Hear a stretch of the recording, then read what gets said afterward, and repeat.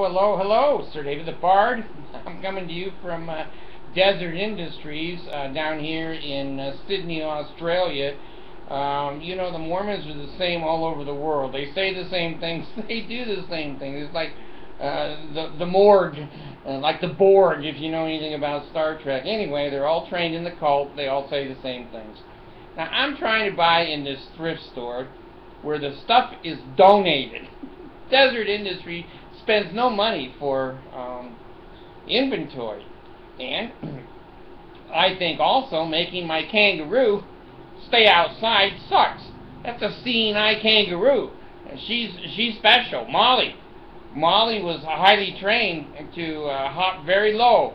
She doesn't do the old kangaroo spring. She's very low, and she leads me to the good stuff. But anyway, Desert Industries and the Mormon missionaries are holding her outside on a leash. She hates that leash. Anyway, I was going through there, and I found one or two things for $2. And I went by the phones. You people that know me know that me and Desert Industries has a phone fetish. They want to sell me every defective phone that every Mormon has lied over. And like a fool, I buy them. I've got phones have a dial tone, but you can't dial them. I have phones that you can dial them, but you can't hear shit. I've got phones you can't even dial them. So anyway, you put them all five together, you still can't make one call. So I picked it up and put it in my hand. And then my mind started running of my sweet little wife, the 110-pound girl, is going to kick my ass. I've spent, you know, $10,000 on used phones at Desert Industries. I paid Monson's salary for 8 days. Anyway, I debated. I didn't want to get my ass kicked again, so I put the phone back. So I have these two items. It's a plant and two little trays, little tiny trays, that I can eat a sandwich on. So I go up to the check stand. I don't know what's going on. I think every unemployed Mormon now is working in DI. There were more people in there as employees than customers. I've never seen anything like it. So there's two old boys standing away from my register there. The girl, she didn't have, you know, she wasn't, she had a few fries short, but she was sweet. And she did her job. I have no complaint. She looks at my plant, and she says there's no price on it. So she holds it up to Larry Moe. I don't know where Curly Joe was. He was probably screwing somebody else. And she said, "This plant, how much?"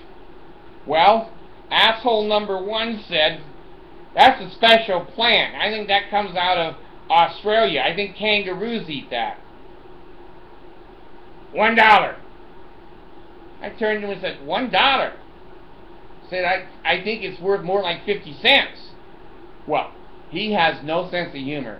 He raised his hand before God, angels, and those witnesses at that altar that he would not have any light-mindedness, which means fun, and loud laughter. He had neither.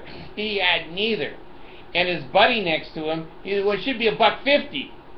I'm saying to myself, So I take it for $1, because where the hell did I put that?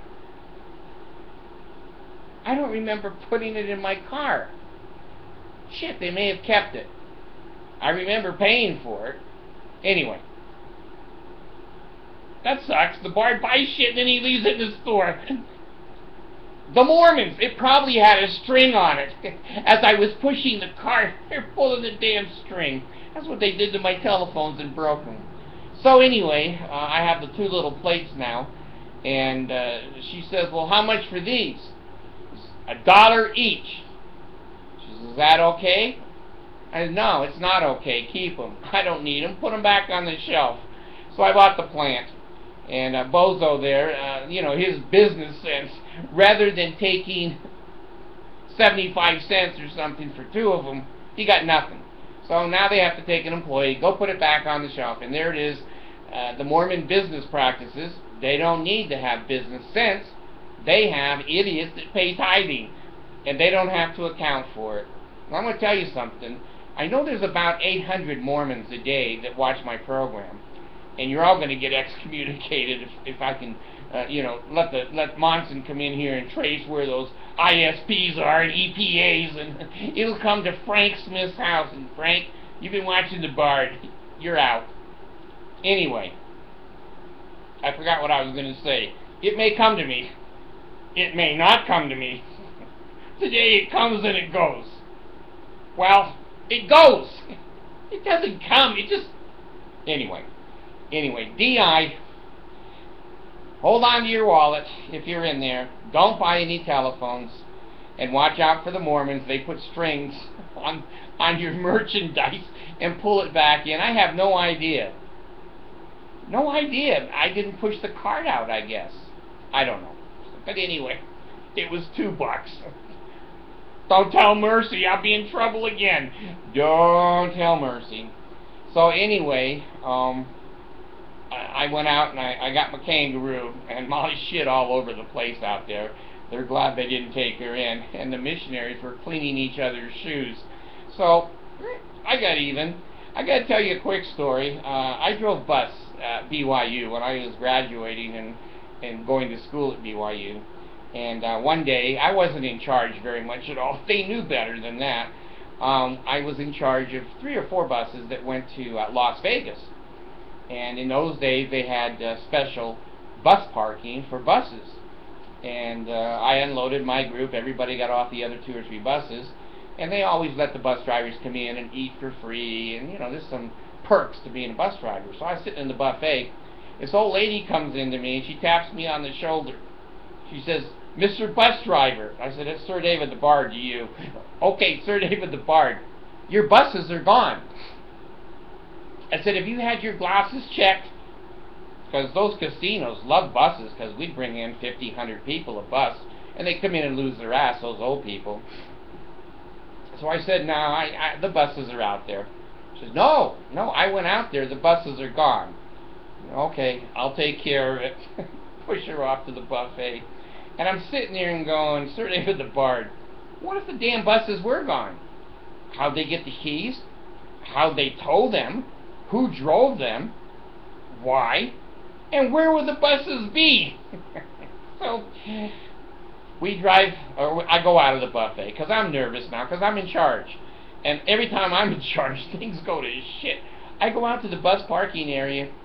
There's no buses. The old girl was right. The buses were gone. All right. So I go back into the casino, and if you've ever dealt with a Las Vegas casino, you know that you got to go through 8 or 9 mob guys, 2 hitmen, and a couple of snipers before you get to any business person. And I finally said, "Where the hell are our buses?" He says, "Well, they were illegally parked." I said, "Well, all the cars were in the bus parking. There was no other place to park." He said, "We had them towed." I said, "You had 4 buses towed?" "Yep."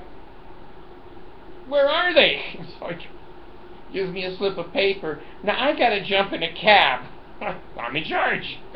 So I go over to the bus impound yard. And I said, "Hey, you got 4 of our buses here." And he says, "Okay, that's $1,200. Towing and storage for 1 day." I said, "Could you give me a little bit, maybe 10% off?" No, we're Mormon. You got 10% more now that you ask." Oh, goddamn. I had to pay the money out of the company's budget, and then we drove the buses back to Caesar's Palace, is where it was. And we had to pick up all the old people. They were all standing there. The luggage was on the bus, their lunches, everything. So we picked up all the old people, and the drivers, we go out and check the tires and make sure everything is cool. Well, in those days, we did have restrooms. Now, they were pretty crude, but they weren't like a modern bus restroom, but they were a holding tank. You could go back there and go to the bathroom. And so, it cost me $1,200, but anyway, I went back to my holding tank, and I don't know, 150, 200 gallons, and I just pulled the lever on it. The piss and the shit went all over Caesar's Palace parking lot. And then I ran up to the wheel. I'm driving up. I don't know what happened. Maybe it just snagged somewhere. So anyway, the Bard doesn't usually get even, but that was a vengeful act. So stay away from DI, and don't buy phones there. Everyone knows me. There's no doubt. The cameras all start to turn when the bard comes in. I don't like a life like that, but I have to live it. I have to live it. So anyway, they tried to cut my throat. They tried to rip my heart out, and they tried to cut my guts out. And I'm going out of the store screaming, "Pay the hell, pay the hell, where the hell is my stuff that I paid for?"